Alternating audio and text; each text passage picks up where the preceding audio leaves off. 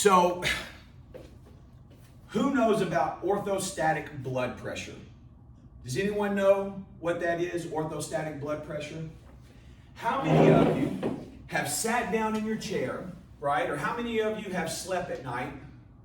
Some of us, if we're lucky, right? And then you stand up and then, whoa, get a little woozy and lightheaded and then sit down.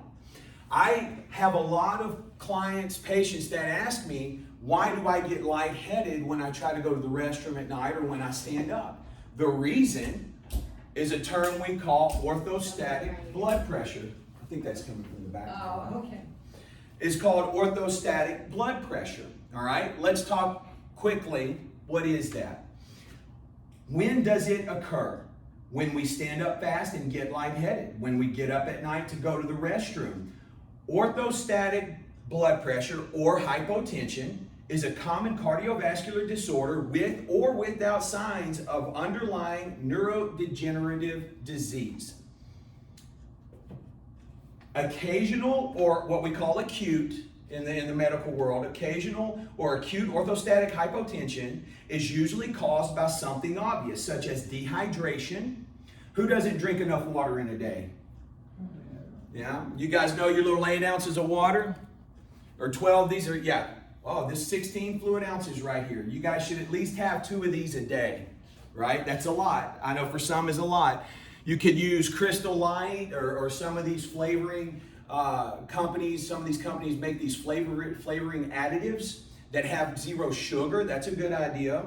So dehydration, where's my spot? Yep, dehydration, lengthy bed rest, but it's easily treated. Chronic orthostatic hypertension, though, is usually a sign of another health problem, and treatment varies. So that means if you're getting lightheaded every time you stand up or every time you get out of bed, that's going to be an issue. So when do you see a doctor about this lightheadedness?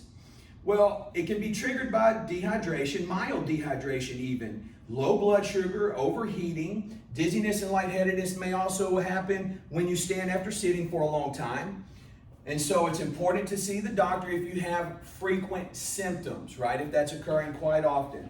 Now, I'm not going to go through all of this. You guys go on the website. Other issues could be endocrine problems, nervous system disorders, eating meals.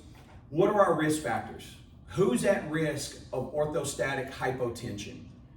Well, it depends on your age. The older we get, the more susceptible we become. And then also the medications you're taking. Things like calcium channel blockers, beta blockers, alpha blockers, ACE inhibitors, diuretics, right? Those things can cause orthostatic blood pressure. Why is that important to us as we balance? Well, you're going to fall. Let me make one quick suggestion at night. Going to the restroom, as I have learned, right, as I've gotten older, if you have to go to the restroom, make sure you have plenty of light to light the way, to light your path. If you're staying in a new area, maybe you're traveling or staying with family, make sure you walk that path at least once so you understand which direction and move obstacles out of the way, right? 2, sit up in bed when you wake up. Put your feet on the floor, count to 3. 1, 2, 3. Now, most of us, we're just trying to get there and get back. I understand. Then, there's 2 places you're going to count to 3. Sit, put your feet on the floor. Stand up with the back of your legs against the bed. If you do get lightheaded, you're right back down. Stand up. 1, 2, 3. This is going to give your blood pressure a chance to regulate itself. Okay? Then proceed. There have been numerous falls that I have dealt with, have talked to physicians and nurses about where this has occurred. The majority of falls happen in the home. The majority of those falls happen in the bathroom. All right? So we want to make sure that we give ourselves a process to function through, okay? Also, if you go to the site, you go to the references and sources page, I have included, this I believe is from the CDC, yep.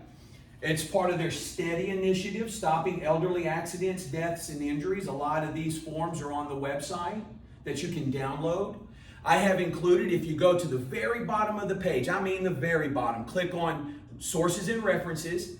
it'll take you there to a page and look for the header, orthostatic blood pressure. You can click on this and download this handout, and it's a checklist of things you should look for if you're susceptible or if you're experiencing issues, what to do. Let me show you guys online.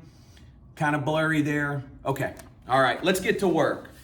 Very good. Any questions there?